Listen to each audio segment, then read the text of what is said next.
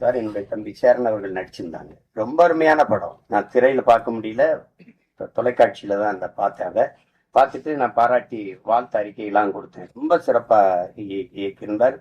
அது உரையாடல்கள், திரைக்கதை, போக்கு எல்லாமே மிக நேர்த்தியா இருந்தது.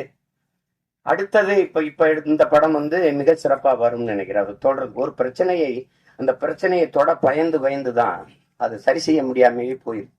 அது ஒரு சமூகத்தில் இருக்கிற பெரிய அவலம் தான். சில இதை பேச மறந்துடும் இல்லையா? மேல்பாதி மங்கலத்துல கோயிலுக்குள்ள விடலைன்னா நமக்கு எதுக்கு பிரச்சனைன்னு நினைக்கிறாங்க.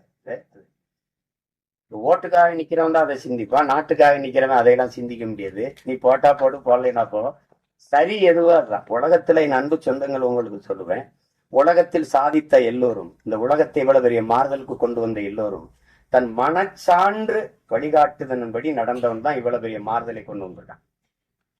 நீங்க சின்ன சமரசம் செஞ்சாலும் அது சரியா வராது.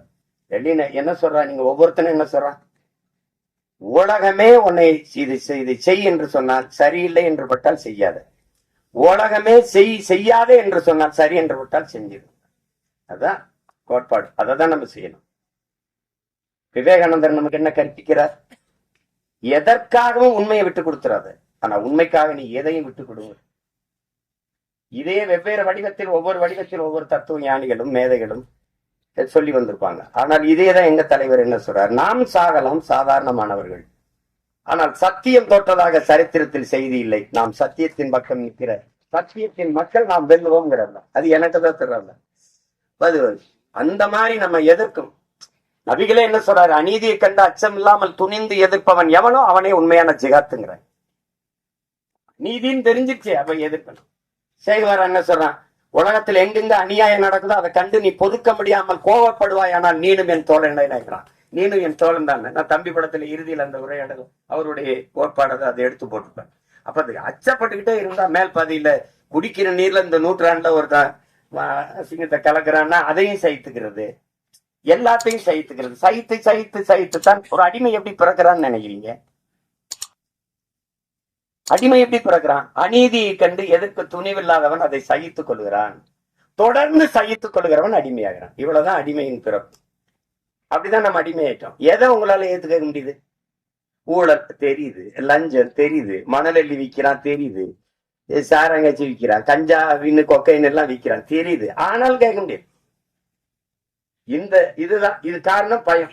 அதே எங்க தலைவர், இந்த மரணம் என்ற ஒன்றுக்கு பயப்படுவதாலே இந்த மானுட சமூகம் பல்வேறு துன்ப துயரங்களை தூக்கி சுமக்குதுங்கிறார். எதுக்கு பயப்படணும்? நான் உயிரோடு இருக்கிறவரை சாவு என்கிட்ட வராது. நான் சாகும்போது நான் உயிரோடு இருக்க மாட்டேன், மரணம் என்கிட்ட வரும்போது உயிரோடு இருக்க மாட்டேன். எதுக்கு பயப்படணும்? பயப்படுறதுனால ஒருத்தர் நீண்ட நாள் வாழ்ந்துருவானா நம்ம எல்லாம் பயந்துட்டே இருக்கலாம். அர்த்தமற்றது, அர்த்தமற்றது. பயம்ங்கிறது கோழைகளின் தோழன், அது வீரனுக்கு எதிரி. அது எங்களுக்கு அஞ்சுவதும் அடிபணிவதும் தமிழன் பரம்பரைக்கு கிடையாதுன்னு எங்க தலைவர் எங்களை வளர்த்திருக்காரு. அது கிடையாது. அதுல ஒரு இயக்குனரா நீங்க என் தம்பி கார்வன் நினைப்பாக்குறீங்க. அவர் படம் என் தம்பி துறையெல்லாம் பார்த்துட்டாரு, நான் பார்க்கல. அது பார்க்கறதுக்கான நேரம் வாய்க்கல. இந்த 3 பாடல்கள், அவர் எடுத்த முன்னோட்டம், அவர் சொல்லுகிற செய்தி, அதுலயே தெரியுது அவர் எதை தொட்டு எதை சொல்ல போறாரு அப்படின்னு. இங்க ஒண்ணு நீங்க கவனிங்க, மதம் மாறிக்கொள்ளக்கூடியது, ஆனா மொழியும் இனமும் மாறிக்கொள்ள முடியாது. அது அடிப்படையில நீங்க புரிஞ்சுக்கணும். மதத்தையும் தாண்டிய ஒரு புனிதம் இருக்கு, அதுதான் மனிதம். அதை யாரும் அவர்கள் தேடுவதும் இல்லை, போறதும் இல்லை. இஸ்லாமியருக்கு ஒரு உயிர், கிறிஸ்தவனுக்கு ஒரு உயிர், இந்துக்கு ஒரு உயிர் என்று கிடையாது. எல்லா உயிரும் யார் மேல கீறினாலும் ரத்தம் ஒண்ணுதான். ஆக மொத்தம் இப்ப நீ நானும் 10 மாதம் தான் நம்ம தாத்தா பட்டுக்கோட்டை பாடினது நிலையில் வச்சுக்கலாம். இதுதான் இங்க இருக்கிற பிரச்சனை. எல்லாருக்கும், எல்லா மதங்களையும் மனிதம் இருக்கு, எல்லா மதங்களையும் சிக்கல் இருக்குது. இதை கடந்து போய் இந்த உலகத்துல எல்லாரும் மனிதன் கொள்வதற்கு, இத்தனை உயிர் அழிப்பதற்கு எத்தனை விதமான ஆயுதங்களை கண்டுபிடிக்கிறான். ஆனா அந்த ஆயுதங்களை எல்லாம் வெல்லுகிற ஒரு ஆற்றல் அவன்கிட்ட இருக்கு, அதான் பேரன்பு. அந்த அன்பால எல்லா ஆயுதங்களையும் வீழ்த்த முடியும். அதுதான் இன்னைக்கு நீங்க உலகத்துல எவன் பாடுனா, புதியதொரு உலகம் செய்யும் கெட்ட போரிடும் உலகத்தை வேரோடு சாய்ப்பவன் பண்ணது என் தாத்தன் புரட்சி பாவலன் தான். அவனுடைய பேரனும் பேத்திகளும் கெட்ட போறனால வேரோட சாஞ்சிச்சு ஈழத்துல. அதான அது சிக்கு. அந்த மாதிரி நேரத்துல இறுதி போர்க்கட்ட சூழல்ல என் தலைவன் இருந்து நான் வந்த பிறகு தொடர்ச்சியா பேசி பேசி சிறைப்படுத்தப்பட்டேன்.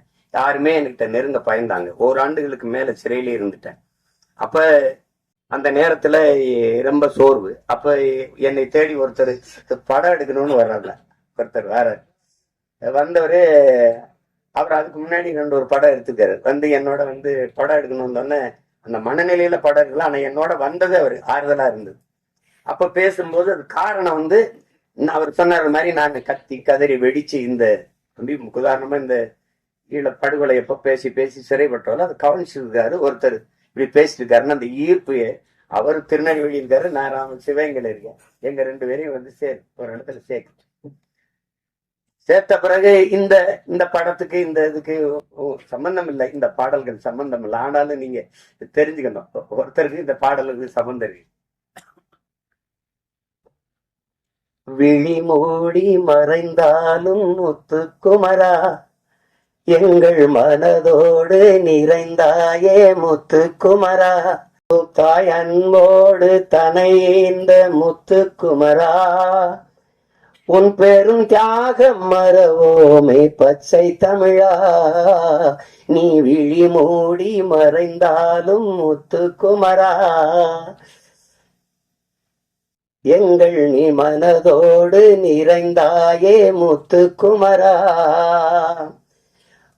பகைமையும் துரோகமும் தாய் மண்ணை சூழ, பாவிகள் கூட்டமோ நம்மை வந்து ஆள, எரிமலையா எழவே மறந்திங்கு போக, எலி பொறியில் எலியாய் தமிழனும் நோக, மனம் பொறுக்காமல் சென்னறுப்பாலே, உனை தீண்டியே எம் உணர்வையே எரிய வைத்தாயே, நீ விழி மூடி மறைந்தாலும் முத்துக்குமரா, எங்கள் மனதோடு நிறைந்தாயே முத்துக்குமரா.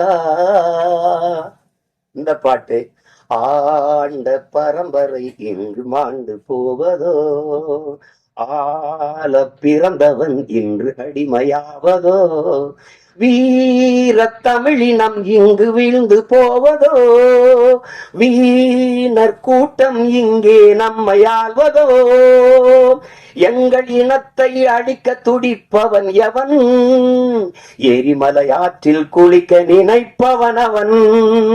இந்த பாட்டு தலைமகனே எம் பிரபாகரனே, தலைநகரே திரிகோண மலையே.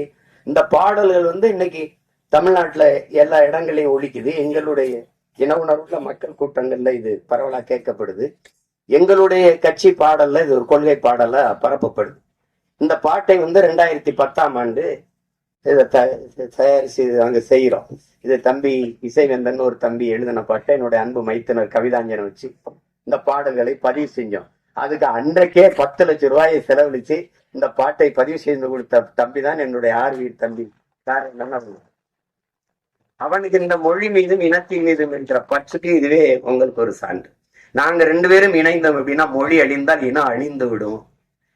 தமிழ் இல்லைன்னா தமிழர் இல்லை, தமிழர் என்ற இனம் இல்லைன்னா நாடு இல்லை, அவ்வளவுதான்.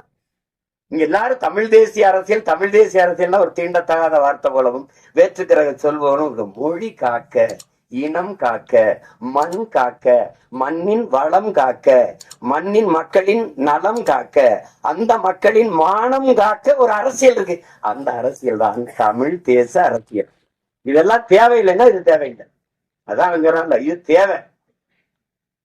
எங்கள் முன்னோர்கள் KRP விஸ்வநாதனோ, அண்ணல் தங்கமோ, மறைமலையடிகளோ, அல்லது சிவானந்தமோ, சிங்காரவேலரோ, விவசாயி சின்னத்தில பொத்தனையும் அழுத்து செந்தமிழர் வரலாறு படிச்சு முழங்குறாரு, தத்தளிக்கும் தமிழனத்தை தட்டி தூக்குவாரு, நம்மார்வார் வழியினிலே ஆட்சி நடத்துவாரு, பச்சை புள்ள ரத்தங்களில் பதியம் போட்ட பாரு, நம்மார்வார் வழியினிலே ஆட்சி நடத்துவாரு, பச்சை புள்ள